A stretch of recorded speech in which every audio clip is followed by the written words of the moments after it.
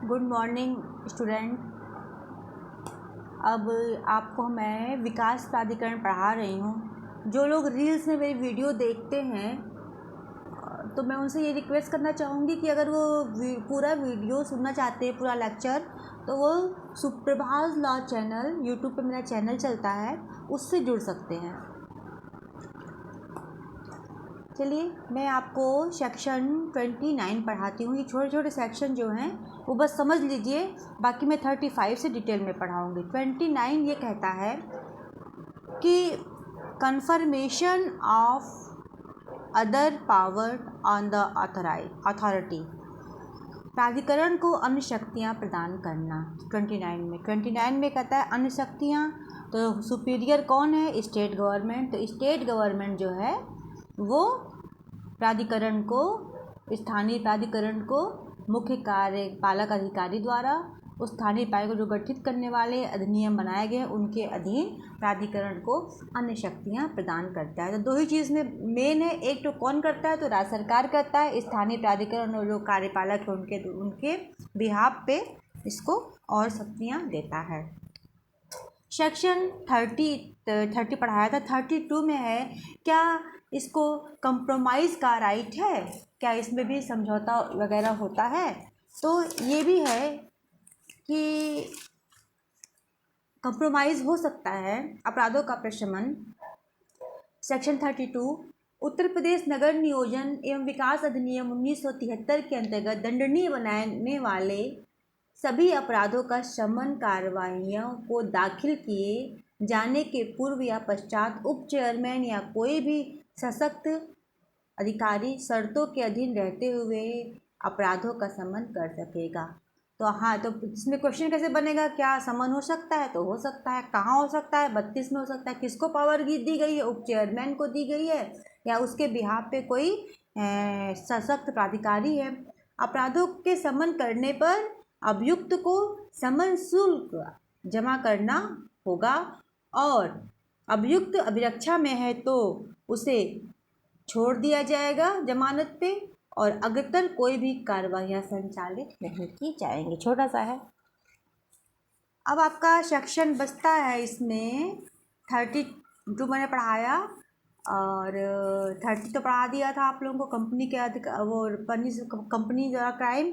अब आपको मैं 33 पढ़ाती हूँ। 33 जो है power of the authority to provided amenity और carry out development at cost of owner in the event of his default and to levy cess in certain cases. प्राधिकरण की सुख सुविधा प्रदान करने या स्वामी के व्यक्तिकरण की स्थिति में उसके व्यय पर विकास कार्य करने और कुछ मामलों में उपकर उद्धृत करने की शक्ति। प्राधिकरण जो एक्स्ट्रा सुख सुविधाएं प्रदान करता है उसके बारे में कहा गया है। तो वो कैसे प्रदान करेगा और अगर उसको कोई उस पर डिफ़ॉल्ट करता है तो उसको पनिश कैसे करेगा, ये सेक्शन कहता है। इसमें कोई ज़्यादा क्वेश्चन नहीं आता है, बस इसको आप समझ लीजिए कि प्राधिकरण उसको अपने व्यय पे, अपने खर्चे पे, मतलब उसके खर्चे पे देगी। खर्चा नहीं देगा, अगर ऐसे ही सुविधाओं का उपयोग करता है, पैसा भी नहीं देता है, तो उसको राज्य सरकार के जैसे वसूलाता है भू राजस्व, वैसे इसको वसूल करेगी, उस पर सरचार्ज भी लगाएगी। इस तरह करके 33 में छोटा सा सेक्शन है। 34 कह रहा है कि power of authority to require local authority to assume responsibilities in certain cases. कह रहा है कि कतिपय मामलों में उत्तरदायित्व ग्रहण करने के लिए स्थानीय प्राधिकरण से अपेक्षा करने की प्राधिकरण की शक्ति। प्राधिकरण को पावर है कि स्थानीय प्राधिकरणों से अपनी चीज़ों को, मतलब नगर पालिका हुई या किसी भी लोकल बॉडी को दे सकती है कि वो अपने अकॉर्डिंग इसको करवाए और उन लोगों का आपस में कॉम्प्रोमाइज़ रहता है। अब सबसे मेन क्वेश्चन आप क्या पूछता है, betterment charge. What is the betterment charge? 35 में बहुत इंपॉर्टेंट क्वेश्चन है, मेंस में हमेशा बनता है, टिप्पणी में आता है। Power of authority to levy betterment charge, इसको मैं आपको डिटेल में पढ़ाऊंगी। बाकी सेक्शन इंपॉर्टेंट नहीं था इसलिए मैंने आपको डिटेल में नहीं पढ़ाया। देखिए इसमें क्वेश्चन बनता है, उन्नति प्रभार अधिरोपित करने की शक्ति और उसका निर्धारण किसको प्राप्त है?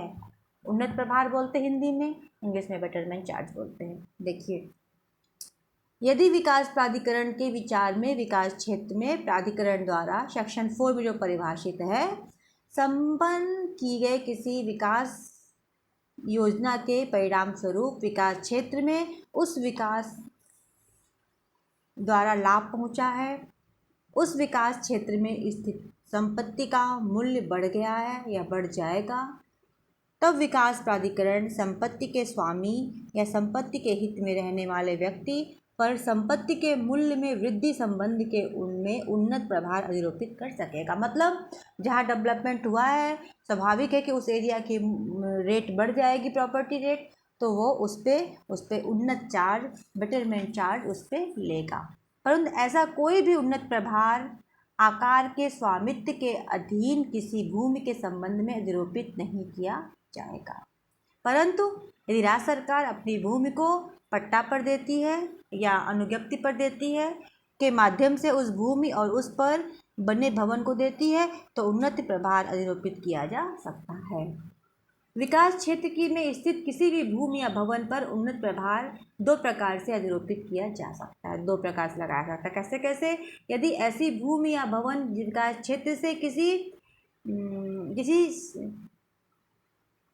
कॉलोनी में स्थित है तो उन्नत प्रभार 1/3, टाउनशिप में है या कॉलोनी में तो 1/3 के बराबर होगा।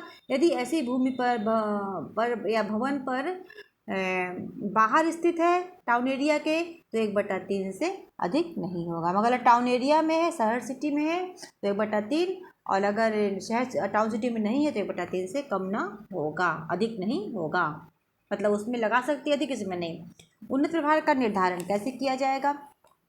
उप चेयरमैन की राय में किसी विशेष विकास योजना के पर्याप्त रूप में विकसित लागू होने के उपरांत यदि उन्नति प्रभार के रकम निर्धारित किया जाना आवश्यक हो जाए, तब उप चेयरमैन आदेश द्वारा यह घोषणा जारी कर सकेगा कि उन्नत प्रभार के निर्धारण के योजनार्थ विशेष योजना पूरी हो गई है। संपत्ति के स्वामी या संपत्ति में हित रखने वाले किसी व्यक्ति को लिखित रूप से नोटिस जारी करेगा। विकास प्राधिकरण का उपाध्यक्ष उन्नत प्रभार की रकम का निर्धारण करते हुए एक लिखित सूचना संपत्ति के स्वामी या उसके अधीन दावा करने वाले व्यक्ति को लिखित सूचना देगा क्या वो उन्नत प्रभार स्वीकार करता है या अस्वीकार करता है। यदि इस लिखित नोटिस के अनुपालन में संपत्ति का स्वामी उन्नत प्रभार को स्वीकार कर लेता है तो ऐसा निर्धारण अंतिम हो जाएगा। धारा 37 के अनुसार इस प्रकार निर्धारित उप चेयरमैन द्वारा पारित किया गया कोई भी आदेश अंतिम होगा सिवाय हाईकोर्ट ज्यूरिडिक्शन के।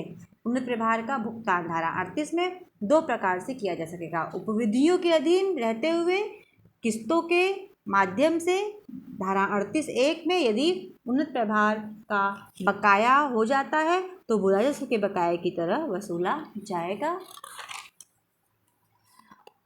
और 38(a) कहता है अगर नगर विकास प्रभार का तात्पर्य ऐसे प्रभार से है जो धारा 38(a) के अंतर्गत वैयक्तिक विकासकर्ता पर भूमि के विकास के लिए लगाया जाता है। अब है इसमें एक क्वेश्चन और बनता है कि संपरिवर्तन का प्रभार तथा नगर विकास प्रभार का संक्षिप्त टिप्पणी कीजिए। ये सेक्शन 38(a). अब संपरिवर्तन प्रभार क्या है? 38(a) में भूमि के उपयोग में संपरिवर्तन प्रभार को धारा 2HH में परिभाषित किया गया है। इसके अनुसार 2HH से वही अर्थ है जैसा कि धारा 38(a) में परिभाषित है। धारा 38(a)(1) के अनुसार किसी विकास क्षेत्र में किसी विशेष भूमि का भूमि उपयोग अधिनियम की धारा 13 के अंतर्गत योजना में संशोधन महायोजना क्षेत्रीय विकास योजना के परिणाम स्वरूप की बदला जाता है।